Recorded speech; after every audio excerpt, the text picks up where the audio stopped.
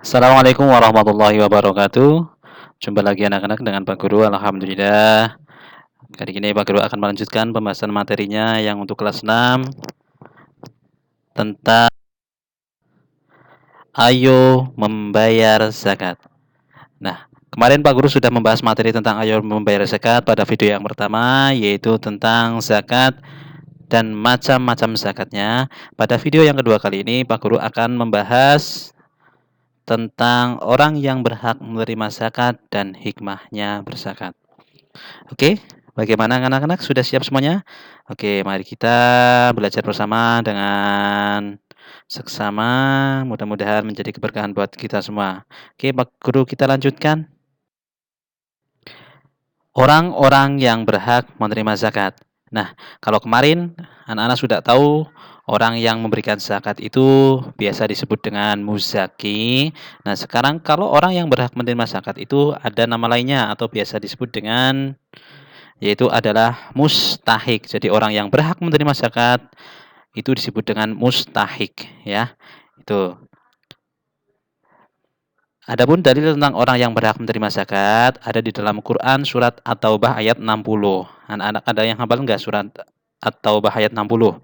Oke ya, surat At-Taubah ayat 60 yaitu bunyinya di situ ada keterangan tentang siapa saja yang berhak menerima zakat. Nah, oke, Pak Guru akan bacakan surat At-Taubah ayat 60. A'udzu billahi minasyaitonir rajim. Bismillahirrahmanirrahim. إنما الصدقة للفقراء والمساكين والعاملين عليها والمؤلفة قلوبهم وفي الرقاب والخارمين وفي سبيل الله وابن السبيل فريضة من الله والله عليم حكيم. Shadaqallahul Adzim. Nah, itu adalah surat At-Taubah ayat 60. Di situ ada tentang siapa saja yang berhak menerima zakat. Oke, kita lanjut. Orang yang berhak menerima zakat itu ada 8 asnaf. 8 asnaf atau 8 golongan. Jadi orang yang berhak menerima zakat itu ada 8 asnaf atau 8 golongan yang Pak Guru tadi sebutkan, yang tadi disebutkan dalam surat At-Taubah ayat 60, yaitu ada 8 asnaf atau 8 golongan. Di antaranya yaitu adalah yang pertama fakir, yang kedua miskin, yang ketiga amil, yang keempat mu'alaf, yang kelima riqab, yang keenam gharim atau gharimin, yang ketujuh sabilillah, yang kedelapan ibnu sabil. Oke, itu adalah 8 asnaf atau 8 golongan yang berhak menerima zakat. Oke, anak-anak tahu apa itu fakir, apa itu miskin, apa itu amil? Oke, kita lanjut bahasan tentang fakir, miskin, amil, mu'alaf, riqab, gharimin, sabilillah atau ibnu dan ibnu sabil.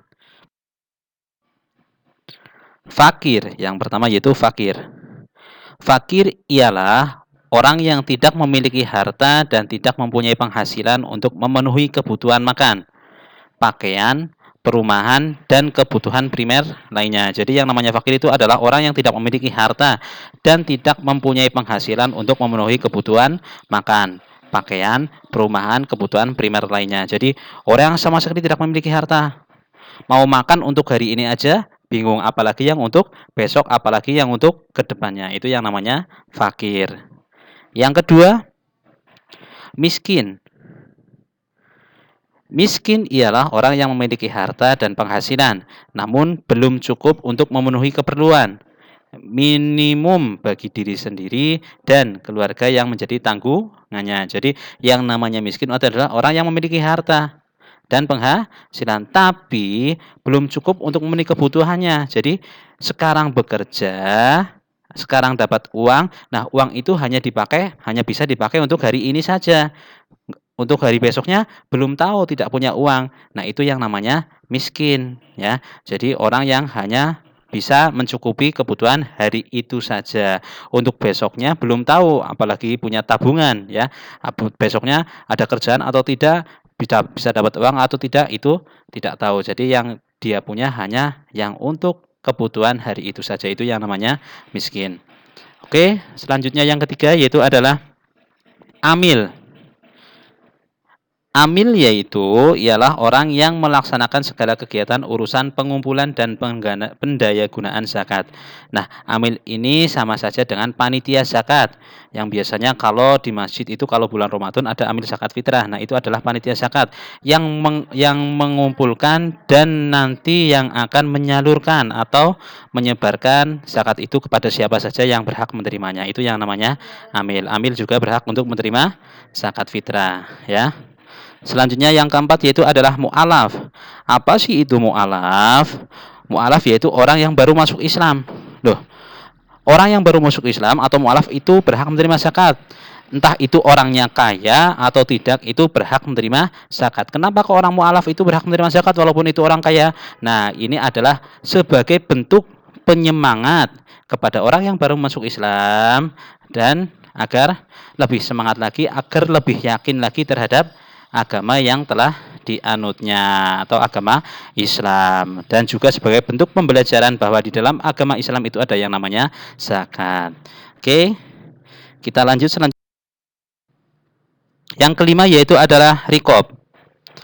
Apa sih itu rikob? Rikob ialah pembebasan budak belian dan usaha menghilangkan segala bentuk perbudakan. Nah, rikob ini adalah pembebasan budak belian dan usaha menghilangkan segala bentuk perbudakan. Inilah yang namanya rikob. Yang keenam adalah horimin atau yang biasa kita akrab kita dengar itu adalah horim. Apa itu horim? Horim itu ialah orang yang mempunyai hutang untuk kemaslahatan untuk dirinya sendiri. Jadi orang yang memiliki hutang untuk kemaslahatan untuk dirinya sendiri itu disebut horim, dan horim ini berhak untuk menerima zakat. Selanjutnya yaitu adalah sabilillah. Siapa itu sabilillah? Sabilillah itu ialah usaha dan kegiatan perorangan atau kelompok yang bertujuan untuk menegakkan kepentingan Islam atau kemaslahatan umat. Nah, ini bisa lembaga pendidikan atau lembaga pengajian atau guru, ini bisa dimasukkan dalam sabilillah. Ini juga berhak untuk menerima zakat. Guru ngaji dan lain-lain itu berhak untuk menerima zakat, dimasukkan ke dalam sabilillah. Selanjutnya yang kedelapan ialah Ibnu Sabil. Apa sih itu Ibnu Sabil dan siapa itu Ibnu Sabil? Ibnu Sabil ialah orang yang sedang mengadakan perjalanan bukan untuk maksud maksiat dari satu daerah ke daerah lain dan kehabisan bekal. Nah, maksud maksiat itu di sini adalah bukan untuk bepergian yang senang-senang. Contohnya, pergian jarak jauh.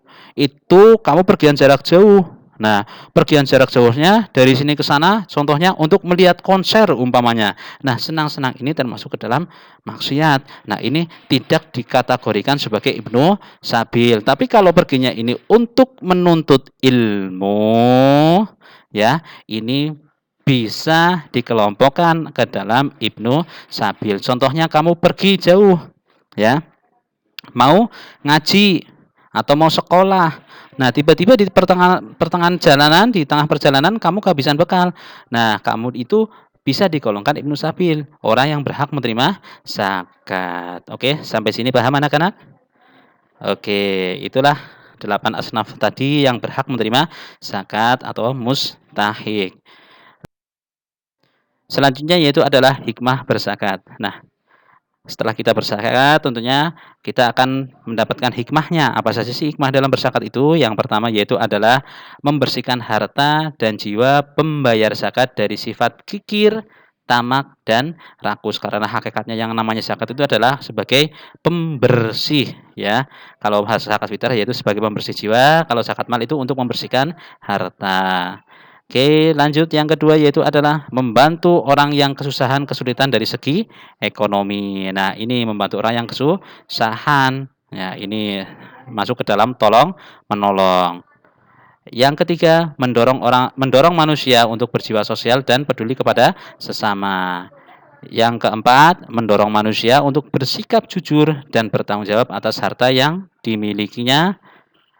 Selanjutnya yang kelima yaitu adalah mengingatkan manusia bahwa harta dan kekayaan hanyalah titipan dari Allah Subhanahu wa taala. Jadi harta kita itu hanya titipan dari Allah.